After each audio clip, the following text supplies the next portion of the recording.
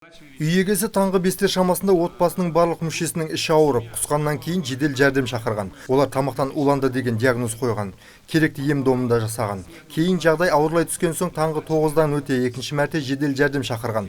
Бұл жолы анасы мен 3 баланы инфекциялық ауруханаға жеткізген. Мамандар отбасы мүшелері неден уланғанын дөп басып айта алмай отыр. Көмір қышқыл газынан улануы мүмкін деген болжамда бар. Осыған байланысты Шымкент қаласы төтенше жағдайлар департаменті пәтерді тексеру жүргізіп, көмір қышқыл газымен уланудың салдары жоқ екенін айтты. Улану мүмкін, егер иіс шығып тұрған болса. Систематически иіс шығып тұратын болса.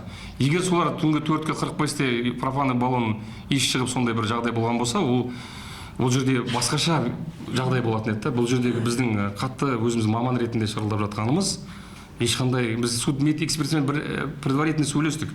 Белгісіз бір заттардан деп жазып жатыр. Олар угар деген жоқ, сөз жоқ. Пищевой емес, ортада бір белгілі бір заттан уланып деп тұр. Ол не екен ашық айтпай тұр. Таңғы 11-лер шамасында жұқпалы аурулар ауруханасында 2015 жылы туған ұлы қайтыс болды. Ал 3 сағаттан соң токсикология бөлімінде 10 айлық сәби көз жұмған. Қазіргі таңда анасының жағдайы жақсы деп үйіне қайтарылған. Ал 2008 жылы туған қызы Шымкент қалалық гипербариялық вакцинациялық орталығында ем қабылдап жатыр. Оның жағдайы бір қалыпты дейді мамандар.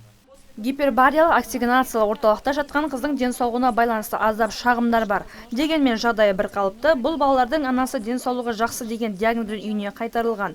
Бұндай диагноз қойылғаннан кейін біз тиісті органдардың барлығына хабарладық.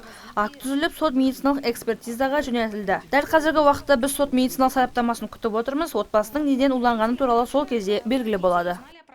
Айта өтейік, сол кеште отбасы мүшелері үйінің жанындағы дүкеннің бірінен сатып әкелген дайын түшпараны және йогурт балалар тағамын азық қылған. Жас сәбилердің неден уланып қайтыс болғаны сот медициналық сараптамадан соң белгілі болмақ. Нұрлан Пайызов, Нұркен Жалбиев, Нар Ньюс.